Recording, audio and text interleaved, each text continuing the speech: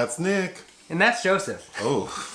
And today we're here to talk about Fantastic Beasts, The Secrets of Dumbledore, the 9th film directed by David Yates, who has seemingly sold his soul to the devil to keep making these films, and is being released April 15th, 2022, courtesy of Warner Brothers.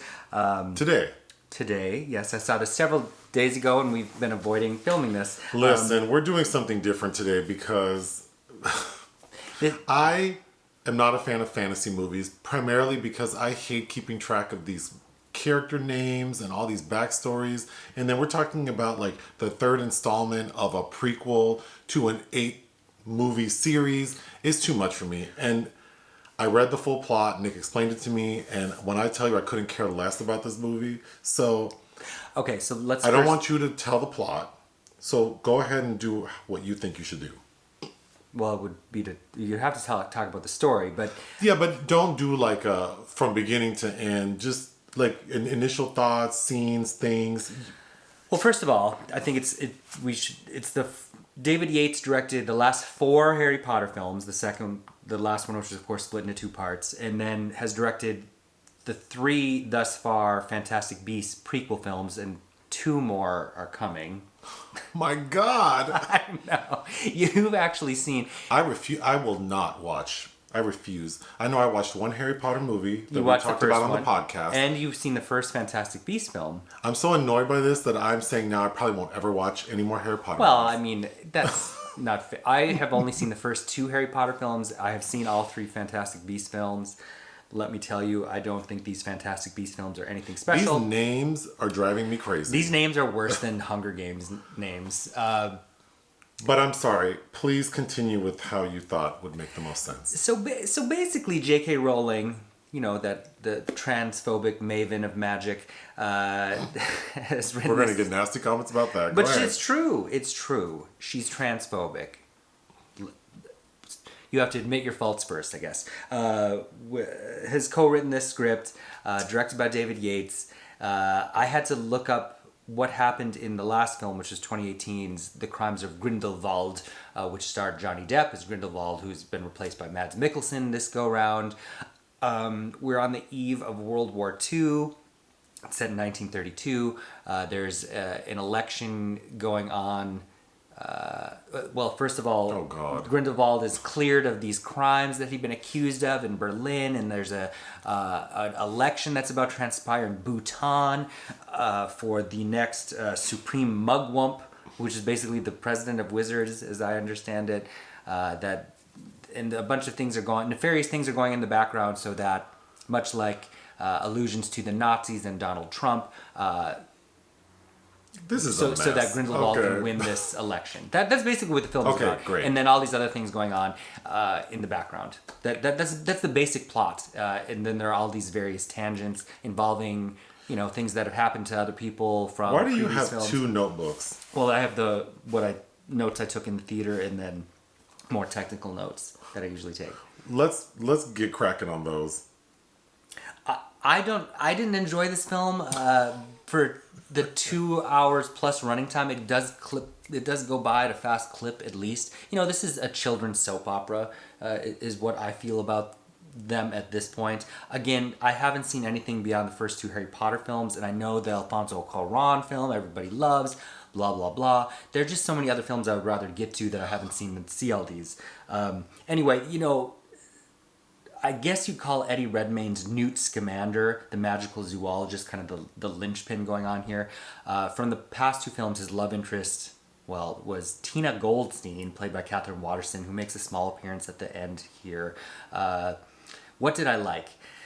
It seemed like the first time, speaking of Dumbledore's secrets, that his gayness has come to the fore, at least as how it's explained that he can't fight Grindelwald because he's a blood pact with him, because they had a relationship as teenagers, none of which really has that kind of energy on screen. They have one moment where they're having tea, and he professes his love for him, and they're both at odds now, blah blah blah. I don't even know, like, you are so unenthused to speak about this film that there's nothing I feel passionate about going into, except that everybody annoyed me. Eddie Redmayne's performance he's so affected because, he's like Dr. Dolittle. He's communes with the animals and can't seem to talk to humans very well. Oh, he does talk to animals? He understands them. Oh. And what they're going through.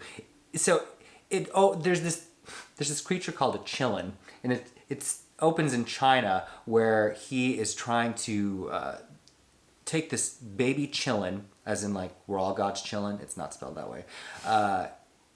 And Grindelwald sent his acolytes led by Credence Barebone, played by Ezra Miller. That's another secret. He's actually a Dumbledore. Blah, blah, blah, blah, blah. They steal this one baby. The Chillin has a twin. The Chillin is a precog, basically, that will inform the outcome of the election, because whatever candidate this Chillin that looks like a baby fawn leans down in front of is peer of heart. So it's actually, why is there even an election? Can we talk about how does Jude Law look? Jude Law looks good. Again, I'm still confused about when does he become the Dumbledore that wears flowing Stevie Nicks garb? And then Mads Mikkelsen replaces Johnny Depp. Which I think was a wise move overall. Johnny Depp, I remember chewing up scenery in that last one. And Mads gives a sort of gravitas, I guess. How's Ezra Miller acting in this one?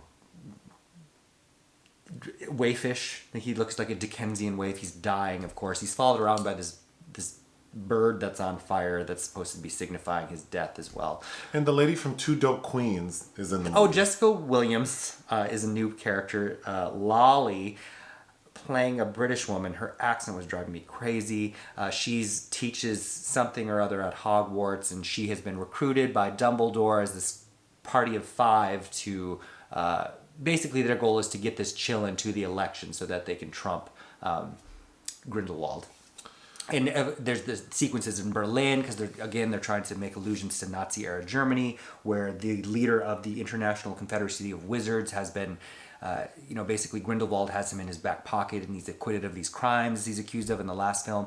I would like to shout out Peter Simonashek, who is this warder at this German magic prison where Theseus gets locked up. He's the dad from Tony Erdmann, which is fantastic. That's a perfect film in my mind. I'd recommend that movie. He has nothing to do in this except be this grumpy man. Also, Alison Sudol, who's playing Queenie, who's the Tina character's sister, that's in love with the Kowalski guy played by Dan Fogler, the American baker, who also annoys me. In this world at this time, muggles can't marry mugwumps, the magical people, because that's illegal. So this film ends with their marriage. But she goes to the dark side because Grindelwald promises her that if he comes to power, he will allow humans to marry muggles, but his whole thing is to have a war against the muggles. I don't know. I'm all confused about that. And I felt like if I was really passionate about this, I would have rewatched at least the last film, but I really didn't care to. Also, I had to look up who played Lita. It was Zoe Kravitz because her brother is a character that's prominent in this one, a French Senegalese wizard who's planted as a not very good spy in Grindelwald's camp because you don't ever believe. There's one point where Grindelwald removes the memory of his sister from his mind, and I felt like that's what I wanted done with these films because it really just feels like clutter. All of this just feels like clutter. The names, everything that these people do. I think Alison Sudol, it struck me that she's doing a Judy Holliday impression as this dumb blonde that speaks a certain way. Although Judy Holliday was always kind of revealed the brains beneath her act. Not so in this. Yeah, I don't know. Did you get out what you need to? I mean, I think so. I wish that you had come to see this with me. No, why would you want that? When because this would be a lot more fun to talk about. Well, if someone wants me to watch the Harry Potter movies, you can send me the box set. And then you need to send me a bottle of wine with each movie. But they're all available for streaming on HBO Max, which you have free access to. Can I ask for what I wanted? Oh, okay, sure. I'm just trying to... The score... You can be done. It's okay. Oh, James Newton Howard's score feels very... Just nothing about this feels magical. I guess, as in, I'm probably just too old for it. As I felt like I was in high school when the Harry Potter books started coming out. Well, now we're gonna get comments because people much older than you love these movies. I know, and it's just not for me. And it's not like how I feel about, faith-based films and how I very much come out against those. Oh God, can we? If this is your thing, that's great. It's not my bag. I don't know. But, We've established that. What else? What would you give this film? 2. Okay. Are we done? Sure, we can be done. Listen to our podcast. Bye.